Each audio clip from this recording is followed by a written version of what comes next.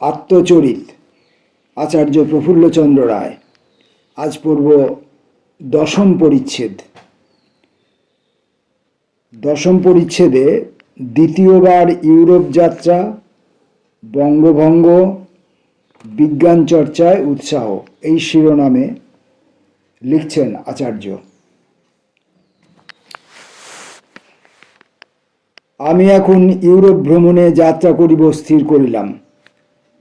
আমার উদ্দেশ্য সেখানে বিশেষজ্ঞদের দ্বারা পরিচালিত কয়েকটি গবেষণাগার দেখিব এবং আধুনিক গবেষণা প্রণালীর সংস্পর্শে আসিয়া নতুন অনুপ্রেরণা লাভ করিব। প্রভাবশালী মনীষী ও আচার্যদের সঙ্গে প্রত্যক্ষভাবে না মিশিলে এইরূপ অনুপ্রেরণা লাভ করা অসম্ভব। একটা সরকারি সার্কুলার ছিল যে বৈজ্ঞানিক বিভাগের কোনো ইউরোপীয় কর্মচারী ছুটি লইয়া বিলাতে গেলে এই শর্তে তাহাকে রাহা খরচ ভাতা ইত্যাদি সম্বন্ধে কতগুলি বিশেষ সুবিধা দেয়া হইবে যে তিনি ছুটির কিয়দংশ গবেষণা কার্যে নিয়োগ করিবেন। আমার সহকর্মী জে.সি. বসু, আচার্য জগদীশচন্দ্র বসু, ইম্পিরিয়াল সার্ভিসের লোক ছিলেন বলিয়া, কিন্তু প্রধানত হার্জিয়ান ওয়েবসের গবেষণা ক্ষেত্রে বিশেষ খ্যাতিলাভ করিয়াছিলেন বলিয়া এই সুবিধা পাইয়াছিলেন। কিন্তু আমার পক্ষে এই নিয়মের সুযোগ লাভে কিছু বাধা ছিল, কেননা আমি প্রভিন্সিয়াল সার্ভিসের লোক ছিলাম। তথাপি আমি শিক্ষা বিভাগের ডিরেক্টর পেডলার নিকট আমার ইউরোপীয় গবেষণার সমূহ দর্শনের ইচ্ছা প্রকাশ করিয়া পত্র লিখি। কয়েক মাস চলিয়া গেল, কোনোই উত্তর পাইলাম না। একদিন কার্জন, কিচনার প্রভৃতি স্বাক্ষরযুক্ত সপরিষদ গভর্নর জেনারেলের একটি মন্তব্য লিপি পাইয়া আমি স্বতই বিস্মিত হইলাম। মন্তব্য লিপির সারমর্ম এই যে, কোনো ভারতবাসী যদি মৌলিক গবেষণা কার্যে কৃতিত্ব প্রদর্শন করে, তবে কেবলমাত্র প্রভিন্সিয়াল সার্ভিসের লোক বলিয়াই তাহার পক্ষে স্টাডি লিভ বা অধ্যয়ন, গবেষণা প্রভৃতির জন্য সুবিধাজনক শর্তে ছুটি পাওয়ার বাধা হইবে না। আমি এখন ইউরোপ যাত্রার জন্য প্রস্তুত হইলাম, কিন্তু যাত্রার পূর্বে আমি পেডলারের সঙ্গে সাক্ষাৎ করিয়া আমার ইউরোপ যাত্রায় তিনি যে সহায়তা করিয়াছেন তজ্জন্য কৃতজ্ঞতা প্রকাশ করিলাম। কথাবার্তা প্রসঙ্গে তিনি তাহার দেরাজ হইতে আমার জন্য তিনি যে নোট বা মন্তব্য প্রস্তুত করিয়াছিলেন তাহা বাহির করিলেন। ওই মন্তব্য পড়িতে পড়িতে আমি একটু বিব্রত বোধ করিলাম, কেননা পেডলার উহাতে আমার খুব উচ্চ প্রশংসা করিয়াছিলেন। আমার রাসায়নিক গবেষণা এবং হিন্দু রসায়ন শাস্ত্রের ইতিহাসের কথাও উল্লেখ করিয়াছিলেন। 1904 সালে আগস্ট মাসের মধ্যভাগে আমি কলকাতা হইতে লন্ডন যাত্রা করিলাম। প্রথম বিলাত যাত্রার ঠিক 22 বৎসর পরে। আমার সঙ্গে কয়েকজন ইংরেজ সহযাত্রী ছিলেন। তারা কলম্বোতে নামিলেন। তখন মনসুনের পূর্ণাবস্থা। আরব সমুদ্রে 11-12 দিন ধরিয়া আমাকে বড়ই বেগ পাইতে হইল। ওই সময়ের কথা আমার বেশ মনে আছে। অসুস্থ হইয়া পড়াতে বাধ্য হইয়া অধিকাংশ সময়ই উপরের সেলুনে আমাকে শুইয়া থাকিতে হইত। এই অবস্থায় জাহাজে স্টুয়ার্ড আমাকে খাওয়াইত। তখন জাহাজে আমি একমাত্র যাত্রী ছিলাম, সুতরাং সমগ্র সেলুনটা আমার দখলে ছিল। পোর্ট সৈয়দ এবং মাল্টাতে কয়েকজন যাত্রী উঠিলেন। তার মধ্যে একজন খুব রসিক লোক ছিলেন। ফুটবল খেলার প্রসঙ্গে তিনি বলিয়াছিলেন উহাতে দুই পক্ষের 22 জন খেলোয়াড়েরই কোনো শারীরিক ব্যায়ামের সুযোগ হয়, কিন্তু যে হাজার হাজার লোক খেলা দেখে তাহাদের কি? এই জাহাজ যাত্রা আমার পক্ষে বড় ক্লান্তিকর হইল। আমি উদরাময় ভুগিতে লাগিলাম। তৎপূর্বে প্রায় 15 দিন যাবৎ আমি ওই রোগে আক্রান্ত হইবার আশঙ্কা করিতেছিলাম। আমার পাকস্থলী বড়ই দুর্বল এবং তাজা খাদ্যদ্রব্য না পাইলে উহা বিগড়াইয়া যায়। সাধারণত মাংস, মাছ এবং শাকসবজি কোল্ড স্টোরেজে রাখা হইয়া থাকে বটে, কিন্তু তাহাদের গুণের কিছু হ্রাস হয় এবং বলিতে গেলে বাসি হইয়া যায়। ওইসব খাদ্য খাইলে আমার পরিপাক শক্তির বিকৃতি ঘটে। আমি অত্যন্ত অসুস্থ বোধ করিতে লাগিলাম এবং এই আশঙ্কাও হইল যে লন্ডনে গিয়া আমার অবস্থা আরো খারাপ হইবে। কিন্তু লন্ডনে পৌঁছাইয়া 24 ঘন্টা হোটেলে থাকিবার পরই আমি পেটের অসুখের কথা একেবারে ভুলিয়া গেলাম। তারপরেও কয়েকবার আমি ইংল্যান্ডে গিয়াছি, কিন্তু প্রতিবারই সমুদ্রবক্ষে জাহাজে আমার ওইরূপ শোচনীয় অবস্থা হইয়াছে। ফলে আমাকে বাধ্য হইয়াই বোম্বাই হইতে মার্শেলিন পর্যন্ত ডাক জাহাজে ভ্রমণ করিতে হইয়াছে, উদ্দেশ্য জাহাজে যতদূর সম্ভব কম সময়ে থাকা। লন্ডনে কয়েকদিন থাকিবার পর আমার মনে অস্বস্তি বোধ হইতে লাগিল। শহরের নানারূপ দৃশ্য দেখিয়া বেড়াইবার জন্য আমার মনে কোনো আকর্ষণ ছিল না। বস্তুত ছাত্র জীবনের আমি এই বিশাল লন্ডন শহরে কয়েক মাস কাটাইয়াছি। দৈনিক কয়েক ঘন্টা করিয়া ল্যাবরেটরিতে কাজ করিতে যারা অভ্যস্ত, হাতে কাজ না থাকিলে সময় কাটানো তাহাদের পক্ষে কঠিন হইয়া পড়ে। সুতরাং আমি কোনো ল্যাবরেটরিতে গবেষণা করিবার সুযোগ খুঁজিতে লাগিলাম। জগদীশচন্দ্র বসু পূর্বে ডেভি ফ্যারাডে রিচার্ড ল্যাবরেটরিতে কাজ করিয়াছিলেন। অধ্যাপক ক্রাম ব্রাউন এবং স্যার জেমস ডেওয়ার্ডের সাহায্যে আমি সহজে ওই ল্যাবরেটরিতে কাজ করিবার সুযোগ লাভ করিলাম। আমি এখন কাজে মগ্ন হইয়া পড়িলাম। মাঝে মাঝে ইম্পিরিয়াল কলেজ অফ সায়েন্স এবং ইউনিভার্সিটি কলেজের ল্যাবরেটরিগুলি দেখিয়া আসিতাম। ডেওয়ার কয়েক বছর ধরিয়া তাহার যুগান্তকারী গ্যাস সম্বন্ধীয় গবেষণায় লিপ্ত ছিলেন। ওই সময় তিনি আর্গন, নিয়ন, জেননকে কিরূপে বায়ু হইতে পৃথক করা যায় তৎসম্বন্ধে পরীক্ষা করিতেছিলেন। আমি তাহার এই সমস্ত পরীক্ষা কার্য দেখিবার সুযোগ লাভ করিলাম। ইউনিভার্সিটি কলেজ ল্যাবরেটরিতে স্যার উইলিয়াম র্যামজে বায়ুর উল্লিখিত উপাদান সকল পৃথকীকরণের জন্য তাহার ও ডাক্তার স্টাবার্ট কর্তৃক পরিকল্পিত যন্ত্রের কার্য আমাকে দেখাইলেন।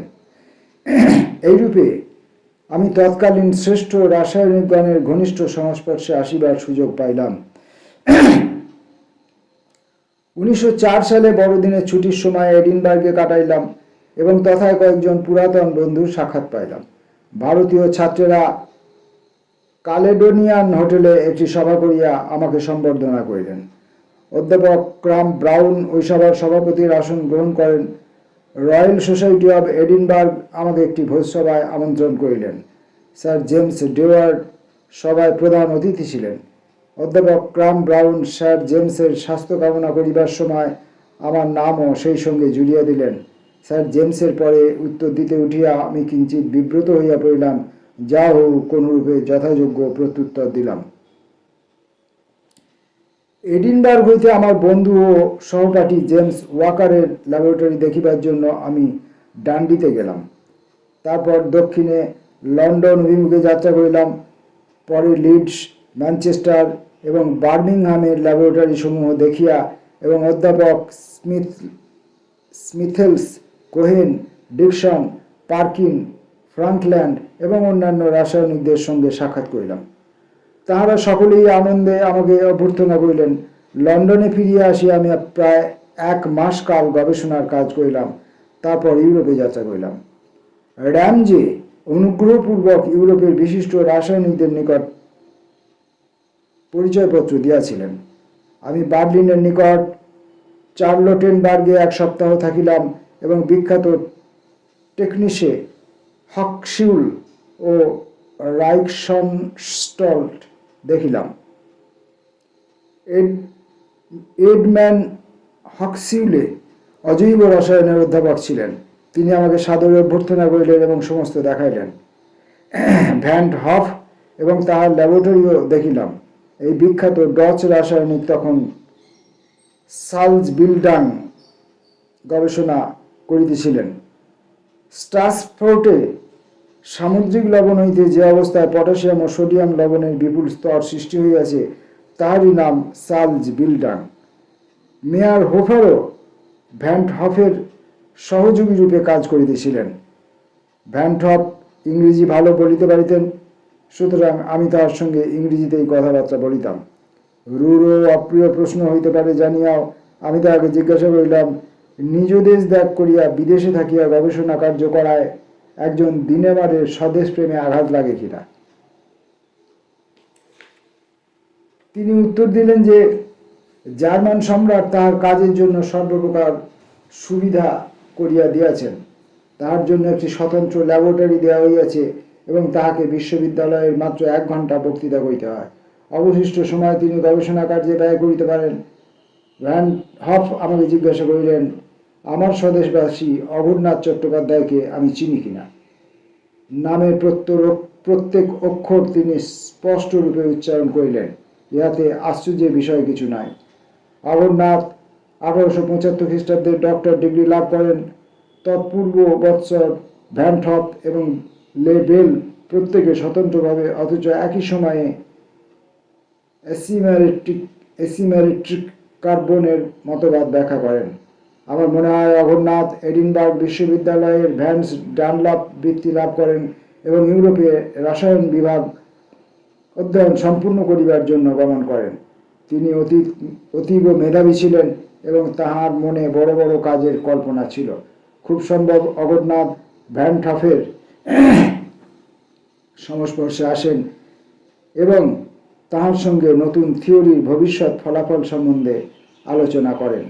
বড়ই দুঃখের বিষয়, অঘোরনাথের মহৎ প্রতিভার দান হইতে ভারতবর্ষ বলিতে গেলে বঞ্চিত হইয়াছে। অন্ততপক্ষে রসায়ন বিভাগ সম্বন্ধে তিনি চেষ্টা করিলে অনেক কিছু করিতে পারিতেন। অঘোরনাথ দেশে ফিরিয়া হায়দ্রাবাদ রাজ্যের শিক্ষা বিভাগের অধ্যক্ষ নিযুক্ত হন, কিন্তু দুর্ভাগ্যক্রমে তিনি রাজনৈতিক দরাদরিতে লিপ্ত হন। ওই সময় হায়দ্রাবাদ রাজ্যে সংগৃহীত মূলধন দ্বারা চান্দোয়া রেলওয়ে নির্মাণ করিবার জন্য আন্দোলন আরম্ভ হয় এবং অঘোরনাথ এই জাতীয় আন্দোলনের নেতা হন। তদানীন্তন পলিটিক্যাল এজেন্টের নিকট ইহা ভালো লাগে নাই। উক্ত এজেন্ট মহাশয় বোধহয় মনে করিতেন যে কেবল ব্রিটিশ ভারত নয়, দেশীয় রাজ্য ব্রিটিশ শোষণ নীতির কর্মক্ষেত্র হওয়া উচিত। সুতরাং ক্রুদ্ধ রেসিডেন্ট বাঙালি যুবক অঘোরনাথকে হায়দ্রাবাদ হইতে বহিষ্কার করিলেন এবং তাহাকে 24 ঘণ্টার মধ্যে নিজামের রাজ্য ত্যাগ করিতে আদেশ দিলেন। আমার স্মরণ হয়, বাল্যকালে আমি হিন্দু পেট্রিয়টে সম্পাদক কৃষ্ণদাস পালের লেখা একটি প্রবন্ধ করিয়াছিলাম। তাহাতে স্কুল মাস্টার অঘোরনাথকে রাজনীতির সংস্পর্শ ত্যাগ করিবার জন্য উপদেশ দেওয়া হইয়াছিল। আমি এমিল ফিশার এবং তাহার ল্যাবরেটরিও দেখিলাম। তিনি এই সময় তাহার পিউরিন গ্রুপ সম্বন্ধে গবেষণা শেষ করিয়াছেন মাত্র। প্রোটিন হইতে উৎপন্ন অ্যামিনো অ্যাসিড সম্বন্ধে গবেষণা করিতেছেন। বার্লিন হইতে আমি বার্ন, জেনেভা এবং জুরিখে গেলাম। শেষোক্ত স্থানে আমি খুব যত্ন সহকারে পলিটেকনিক বিদ্যালয় দেখিলাম। অধ্যাপক রিচার্ড লোরেন্স একটি বৈদ্যুতিক বিভাগের কর্তা ছিলেন। আমি তাহার সঙ্গে পূর্বেই কয়েকবার পত্র ব্যবহার করিয়াছিলাম, কেননা তিনি জার্মান জার্নাল অফ ইনঅর্গানিক কেমিস্ট্রির সম্পাদক ছিলেন এবং আমার কয়েকটি প্রবন্ধ ওই জার্নালে প্রকাশিত হইয়াছিল। তারপরে আমি ফ্রাঙ্কফার্ট অন মেইন হইয়া প্যারি অভিমুখে যাত্রা করিলাম। ফ্রাঙ্কফার্টে গাইড আমাকে মহাকবি গেটের স্মৃতিবিজড়িত একটি গৃহ দেখাইয়াছিলেন। ফ্রান্সের রাজধানী প্যারিকে আমি তীর্থক্ষেত্ররূপে গণ্য করিতাম। নব্য রসায়ন শাস্ত্রের উৎপত্তির ইতিহাস এই নগরীর সঙ্গে জড়িত। এইখানেই লাভোসিয়ারের গবেষণার ফলে এমন সমস্ত সত্য আবিষ্কৃত হইয়াছিল যাহাতে পুরাতন ফ্লোজিস্টন মতবাদ নিরাকৃত হয় এবং এই স্থানেই একে একে বহু কৃতি রাসায়নিক তাহার পতাকাতলে সমবেত হন এবং তাহার মতবাদ গ্রহণ করেন। আধুনিক রসায়ন বিজ্ঞানের প্রতিষ্ঠার নামের সঙ্গে বার্থেলো ফোরক্রয়, গ্যাটন ডি মরভোর নাম চিরদিনই উল্লিখিত হইবে। প্যারি নগরী, গেলুস্যাক, থেনার, ক্যাভেন্টো এবং পেলেটিয়ার এবং আরও অনেক বৈজ্ঞানিকের কর্মক্ষেত্র। ইহারা সকলেই রসায়ন বিজ্ঞানের প্রথম যুগে জ্ঞানরূপে আলোকবর্তিকা হস্তে অগ্রসর হইয়াছিলেন। বস্তুত গত শতাব্দীর মধ্যভাগ পর্যন্ত প্যারি সম্বন্ধে অ্যাডলফ ওয়ার্জের গর্বোক্তি সত্য বলিয়া গণ্য হইতে পারিত। প্যারিতে পৌঁছাইয়া প্রথমেই আমি মসিয়ে সিলভা লেভির সঙ্গে সাক্ষাৎ করিলাম। আমার হিন্দু রসায়নশাস্ত্রের ইতিহাসে সিলভা লেভিকে আমি বৌদ্ধ সাহিত্য সম্বন্ধে বিশেষজ্ঞ এবং প্রামাণিক ব্যক্তি বলিয়া উল্লেখ করিয়াছিলাম। কলিকাতা হইতে তাহার সঙ্গে আমি পত্র ব্যবহারও করিয়াছিলাম। তাহার কক্ষে প্রবেশ করিয়া দেখিলাম যে তিনি পতঞ্জলির মহাভাষ্য অধ্যয়নে নিমগ্ন আছেন। স্থির হইল যে পরদিন সকালে আমি কলেজ ডি ফ্রান্সে তাহার সঙ্গে দেখা করিব এবং তিনি তাহার সহাধ্যাপক মসিয়ে বার্থেলের সঙ্গে আমার পরিচয় করাইয়া দিবেন। আমি নির্দিষ্ট সময়ে কলেজ ডি ফ্রান্সে উপস্থিত হইলাম এবং ঘটনাক্রমে কয়েক মিনিট পরে বার্থেলো প্রাঙ্গণের বিপরীত দিকে দিয়া তাহার গবেষণাগারে প্রবেশ করিলেন। অধ্যাপক লেভি উক্ত বিশ্ববিদ্যালয়ে বিশ্ববিখ্যাত বৈজ্ঞানিকের সঙ্গে পরিচয় করাইয়া দিলেন। আমার সর্বাঙ্গে যেন বিদ্যুৎ প্রবাহ বহিয়া গেল। মনে হইল আমি অবশেষে সেই বিখ্যাত মনীষী এবং বিজ্ঞান আচার্যের সম্মুখে উপস্থিত হইয়াছি, যিনি সমস্ত জীবন পাশ্চাত্য রসায়ন বিজ্ঞানের উৎপত্তি ও ইতিহাসের রহস্য ভেদ করিতে ব্যয় করিয়াছেন এবং যিনি সিনথেটিক রসায়ন শাস্ত্রের অন্যতম প্রধান প্রতিষ্ঠাতা বলিয়া গণ্য।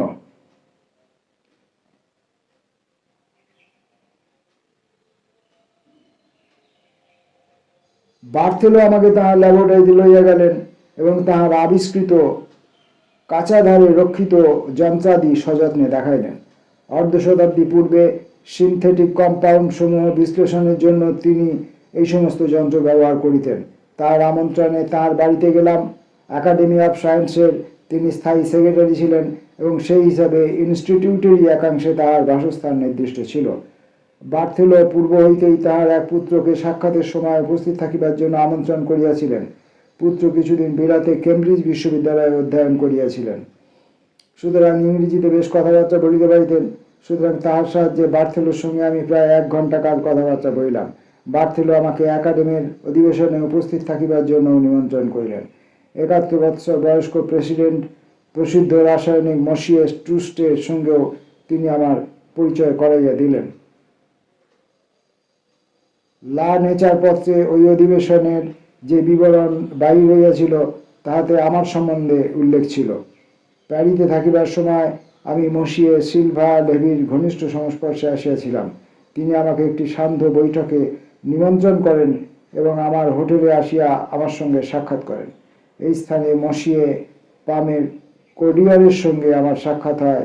ইনি ফরাসি চন্দননগরে কয়েক বছর কাজ করেন এবং তিব্বতীয় ভাষা শিক্ষা করেন। বৌদ্ধ সাহিত্যের উপর ভিত্তি করিয়া তিনি ভারতীয় চিকিৎসাবিদ্যা সম্বন্ধে কয়েকখানি গ্রন্থ লিখেন। আমার যদ্দূর মনে পড়ে পণ্ডিত হরপ্রসাদ শাস্ত্রীর সহযোগে তাহার সঙ্গে কলিকাতায় আমার পরিচয় হয়। 10ম পরিচ্ছেদের এই পর্যন্তই পড়ে আজকের পাঠ বিরত হচ্ছি, কারণ বেশি পড়লে অনেকটা বড় হয়ে যাবে। বাকিটুকু পরের ভিডিওতে পড়ব। নমস্কার।